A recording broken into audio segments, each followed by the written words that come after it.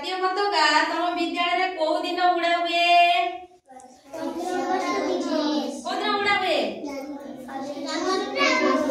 स्वाधीनता दिवस और साधारणतंत्र दिवस।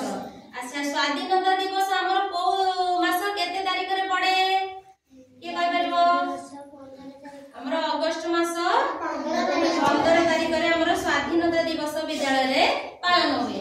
आ साधारणतंत्र दिवस को दिन पालन हुए जनवरी मास 26 तारीख रे हैला। अच्छा कहिलो पिला हम देश स्वाधीन केबे हेतिला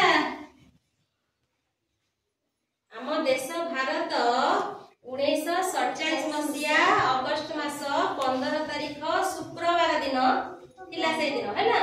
से दिन आम देश भारत स्वाधीन हेतिला।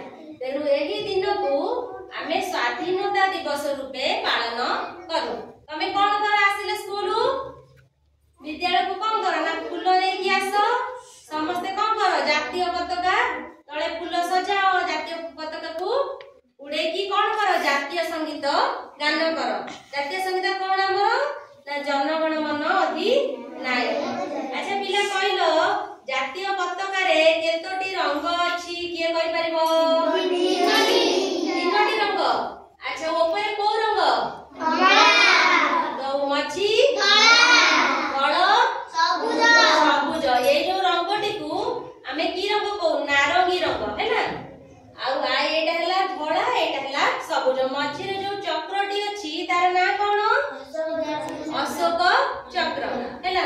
अच्छा हमें जो पताकाटर ना किए कहि परबो आको को की आर ना कोन कहती की पताका जातीय पताका जे आको कहती त्रिरंगा आधरे तीनोटी रंग अछि हैला। ए जो नारंगी रंग हमको कोन सूचना दिए ए धोळा होची शांति एवं पवित्रतार प्रतीक हैला।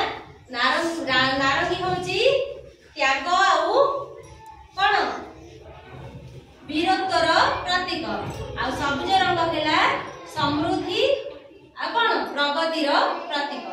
तेनु आम देश दीर्घ 200 वर्ष धरि इंग्रेज मानक अधीन रे थिला बसिबा इंग्रेज मानक अधीन रे थिला। तेनु हमर स्वाधीनता संग्रामी माने कोन करथले ना ताको जीवन को बाजी दे कोन करथले ना हम देश भारत को स्वाधीन करिथिले।